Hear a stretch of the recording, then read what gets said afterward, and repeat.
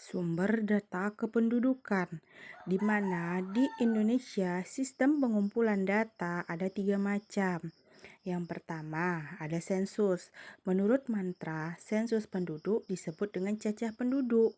Sensus penduduk merupakan suatu proses keseluruhan dari pengumpulan, pengolahan, penyajian, dan penilaian data penduduk yang menyangkut antara lain ciri-ciri demografi, sosial ekonomi, dan lingkungan hidup, di mana ada beberapa syarat yang harus dipenuhi dari sensus penduduk ini. Yang pertama, semua orang atau bersifat individu, di mana maksudnya di sini adalah informasi demografi harus mencakup semua orang atau individu yang ada dalam suatu wilayah tersebut. Selanjutnya, waktu, di mana dalam melakukan sensus penduduk ini dia dilakukan secara periodik pada saat tertentu. Selanjutnya, wilayah tertentu. Cakupan sensus dan ruang lingkup dari sensus ini meliputi suatu wilayah secara rata-rata itu di setiap wilayahnya itu harus mendapatkan sensus penduduk tadi. Selanjutnya, sensus penduduk tadi menurut pelaksanaannya tadi dia memiliki 2 jenis. Yang pertama ada sensus de jure, di mana sensus de jure ini dia melakukan pencacahan atau pendataan yang hanya dikenakan atau dilaksanakan kepada setiap orang yang resmi berdomisili di daerah tersebut. Artinya dia sudah menetap ya. Sensus de facto adalah pencacahan yang dikenakan kepada setiap orang yang bertempat tinggal di suatu daerah tetapi tidak termasuk dalam penduduk resmi di daerah yang bersangkutan, di mana ada kelemahan dan kelebihan daripada sensus ini. Yang pertama itu kelebihannya. Kita bisa mengetahui persebaran penduduk. Di daerah A misalnya lebih padat ketimbang di daerah B, begitu. Mengetahui keadaan penduduk suatu daerah dan mengetahui akibat mobilitasnya. Bagaimana keadaan suatu wilayah tersebut? Bagaimana mobilitasnya? Apakah ada penduduk yang misalnya dia memiliki tingkat sosial yang tinggi, ada tingkat sosial yang rendah? Itu kita bisa tahu dari sensus penduduk gitu. Sebagai bahan penentu kebijakan pembangunan. Bagaimana selanjutnya pembangunan akan dilaksanakan? Misalnya karena di daerah A ini lebih padat penduduk, berarti di sini kita harus membangun apa saja yang harus kita bangun di sini. Misalnya di daerah B ini, apa yang harus kita bangun di daerah tersebut? Selanjutnya ada mengetahui jumlah penduduk. Kita tahu berapa sih jumlah penduduk di suatu daerah itu. Selanjutnya, mengetahui komposisi penduduk menurut jenis kelamin, umur, ataupun usia.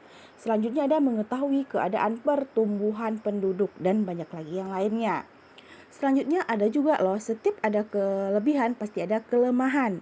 Kelemahan daripada sensus penduduk itu ada biaya yang dikeluarkan untuk melakukan sensus itu mahal. Selanjutnya ada waktu yang dilakukan dalam sensus penduduk ini biasanya jaraknya 10 tahun. Ya, memang cukup lama. Jadi kalau dalam waktu 10 tahun ini memang sangat lama. Tapi selain itu kan biayanya juga mahal. Responden cenderung memberikan jawaban yang kurang jujur atau tidak jujur. Kemungkinan tidak semuanya tercacah atau tidak semuanya tadi tercatat. Yang kedua kita masuk dengan survei. Survei adalah salah satu metode menjaring data penduduk dalam skala nasional. Perbedaan survei dengan sensus, apabila sensus setiap orang atau individu yang cacah atau yang kita catat. Sementara survei hanya beberapa.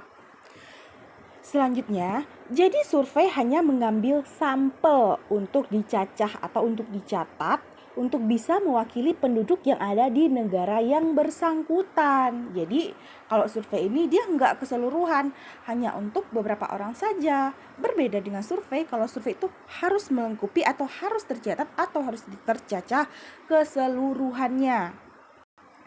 Survei penduduk ini dia dikelompokkan menjadi beberapa bagian lagi nih. Yang pertama ada survei bertahap tinggal. Misalnya di sini, survei ini adalah survei yang bertujuan untuk menjaring data berbagai peristiwa demografi seperti mobilitas, fertilitas, dan migrasi dengan cara mengajukan pertanyaan kepada penduduk yang bersangkutan. Mobilitas di sini, perpindahan penduduk, itu kita perlu kita cacah atau kita catat di dalam survei.